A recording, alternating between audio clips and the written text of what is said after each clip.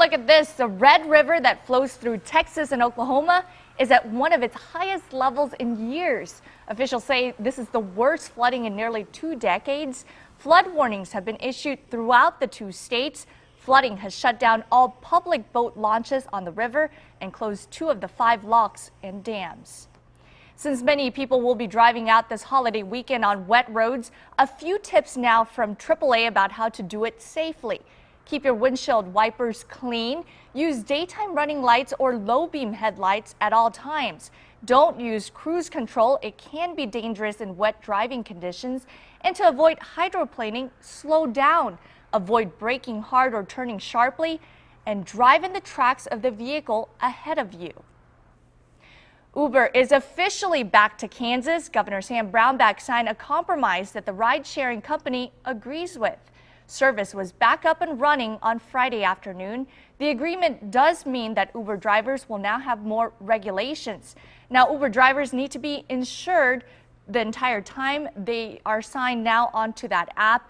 The company is required to perform thorough background checks. The company has expanded its operation to 6 communities in the state, including Wichita, Johnson County, Lawrence, Leavenworth, Manhattan, and Topeka. Some of the scenic views of Kansas can be seen from 10 byways across the state. This one here is the Prairie Trail Scenic Byway. They just recently added another stretch of highway to that route, connecting to a major interstate. KAKE's Brian Ramsdale shows us how small businesses along the route are hopeful this will bring in more revenue. The Prairie Trail Scenic Byway is now going to tap into all the traffic that goes along I-70 to feed people through some of the small towns, showing them what Kansas has to offer. Will it attract more tourists? We hope so. That's the whole purpose of doing this. The signs clearly route tourists on this scenic byway. The route takes travelers from the small town of Canton to Canopolis Lake and now includes Ellsworth and branches into I-70. It gives us another opportunity to pull people into the town. Carol Kratzer works for the cities of Ellsworth and Canopolis and is excited to show off the towns. We have a lot of things that if people would get off the beaten path, they would just love. Drivers will see these rock formations at Mushroom Rock State Park or the buffalo between Canton and Roxbury at Maxwell Wildlife Refuge. Business owners along the route are excited to see people and possibly more income.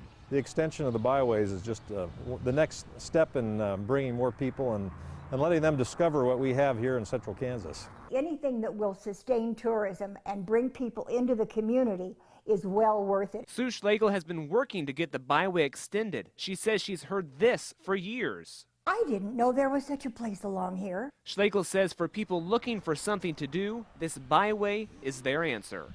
I think that today's travelers are looking for something, and big cities don't always attract that. So the smaller communities along a byway that's an established route makes a difference. Brian Ramsdale, KAKE News. Now for a list of all 10 scenic byways in Kansas, head over to our website kake.com and click on the story. A new exhibit opening at Exploration Place that will help you confront your fears. It's called Goosebumps, the Science of Fear, and it focuses on what happens to your brain and body when you get scared. Why do we get goosebumps or clammy hands? Different rooms with different fears will give you a chance to face a fear of animals or a fear of shock. There's also a fear of falling. You get to actually get buckled up in a little contraption and fall slowly backwards. And a lot of people don't like that loss of control, and so that's another fear that's featured. The exhibit opens today and will stay through September 7th, and it is included with your general museum admission. Here's a consumer alert. Fake bills are circulating in Salina. The police department says the funny money was passed at a fast food restaurant and was noticed when the business deposited the money at its bank. Police say people tend to use fake bills at convenience stores and fast food restaurants, and it's becoming easier for the counterfeiters. The higher quality color printers and scanners that are remarkably doing a good job in making it look authentic.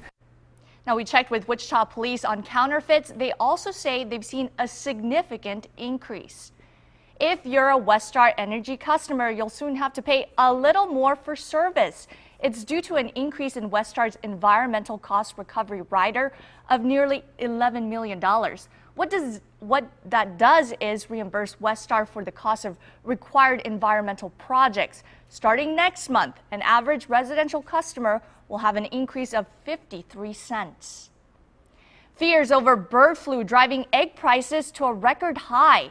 Midwest large eggs reached $2.32 per dozen. That's a 95% increase in the month since bird flu was first detected in Iowa, the nation's leading egg producer. Well, coming up next, we have a studio guest this morning from Deaf Kids Art Network. We'll talk to her about DeafCan and the summer workshops coming up next. And Heidi was nice enough to teach me how to give the forecast in sign language, so here goes. Today, lots of rain. Did I get it right, Heidi? I got it right. And because of all that rain, we do have flash flood watches in effect for basically along and southeast of the Turnpike. It's going to be a pretty soggy holiday weekend. We're going to give you the complete look at the forecast coming up.